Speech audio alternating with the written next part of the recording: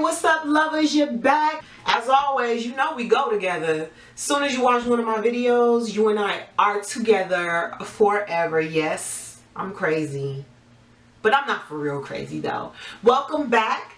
Loves IAm of elovesiam.com. You can find me on Twitter, Facebook, Instagram with the same name every time. She broke up with me. Yes, she did. Yes. And we were not in any kind of romantic relationship. We were in a friendship. And I'm being silly, but it actually still hurts to talk about it because this was before I had my no best friend policy. I will link my no best friend video for those of y'all who have not seen it. So this was back in the day when I had a best friend. And we're very, very, very, very close. I would say that she was like a sister to me. She was the first person who taught me how to put on makeup. She was the first person who taught me coordinate, like about color theory, because I was very tomboyish and also had issues with just not feeling, you know, good about myself and things like that.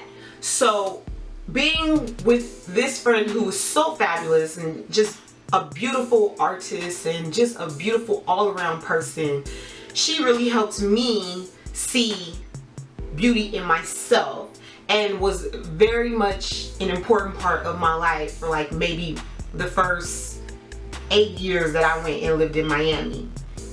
And the reason why I won't say that we stopped being friends, because to me, I will never stop loving her. She will always be my sister, regardless how she feels about me and regardless how I feel about the situation. We'll always be friends. But the issue for me was she was upset with me because I didn't come visit her. And granted, I would never take that away from her. Sometimes when you get mad, you're always trying to tell people like, oh, you shouldn't be mad about that. Like, let people be mad. People have a right to have their perspective. So I would never take that away from her because she was going through something life altering, having a sickness, a terminal illness. They had said that she would have to fight really hard to beat it. And she took the challenge and she fought it, and she's still here today and she's still fighting, and she's one of the strongest people I know. And you know, she's an excellent woman all around, despite having to fight cancer. So I would never take away the fact that she was angry with me because I didn't come see her. But the problem that I had was I would reach out to her and she would not comment to me. She wouldn't respond to me. Like, she changed her number one time and didn't even tell me. And it's like, I never once got mad about that situation because I understand what she was going through. And I think that I could have been a better friend in doing more research of like how to support someone who was going through this. And the part of me wish I would have just jumped on the train and just drove up there, not even knowing where I was going, and just yelling her name out in the city that she lived, driving down the streets until I found her.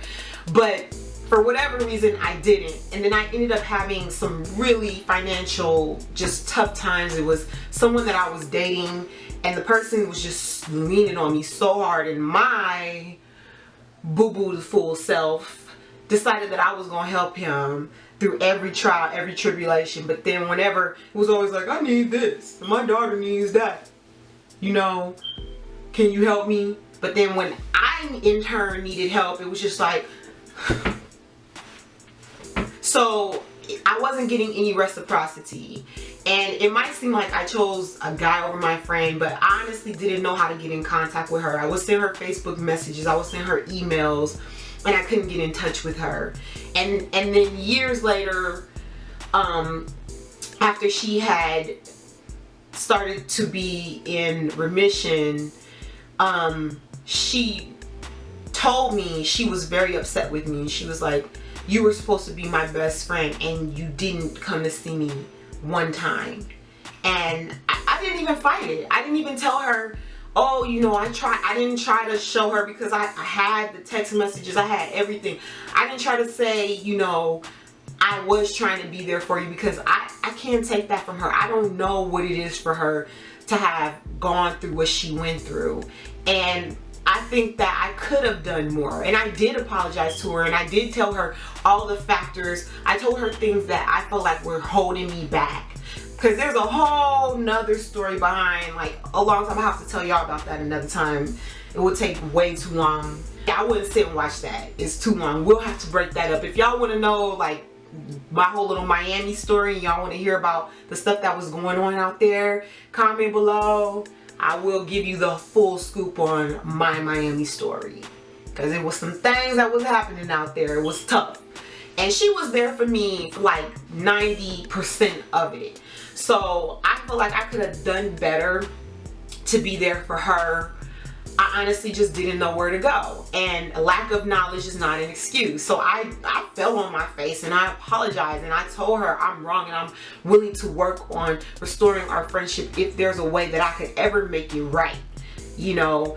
And it was cool for like about a day or two, and I still take the initiative to call, to reach out, to send messages, but I just see like a general like, no, I don't care to. And so I'm not gonna force, you know, you can't force things. Like, things happen the way that they happen for a reason, and she's very happy. She's a wonderful wife. She's a wonderful mother. She has some wonderful things going on in her life. So, you know, she's not hurting, you know. Well, I can't say what's going on, how she feels on the inside about me, but all I can say is she's doing really well for herself despite still fighting this ever-going battle with illness. And I'm proud of her and I love her, but hey, she broke up with me. And at first I really didn't know how to handle it.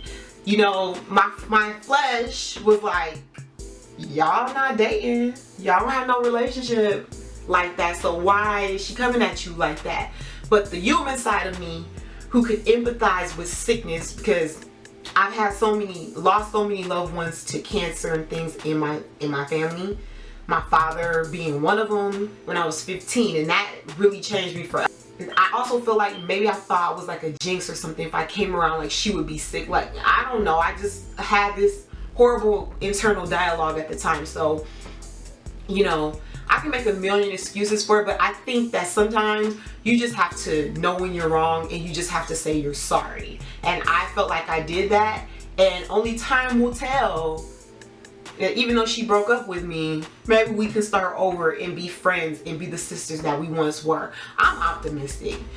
Things happen, things change, and what will be, and what won't. No reason to have anxiety over it. Just live life to the fullest and do the best that you can to be a beautiful human and not a jerk. And I fully believe you'll be blessed for that at the end of the day. Give me some advice down below. What do you think I should do? Was I wrong? Number one. You know, has somebody ever broke up with you the way I got broke up with? Number two.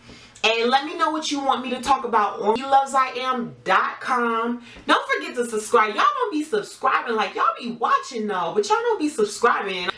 If you don't subscribe to my channel, you got halitosis for life. Subscribe to my channel, you're gonna vote for Donald Trump. If you don't subscribe to my channel, you got chin dandruff. If you don't subscribe to my channel, you don't love Jesus. Did you subscribe yet? Go ahead and subscribe. I'll see y'all later. Peace.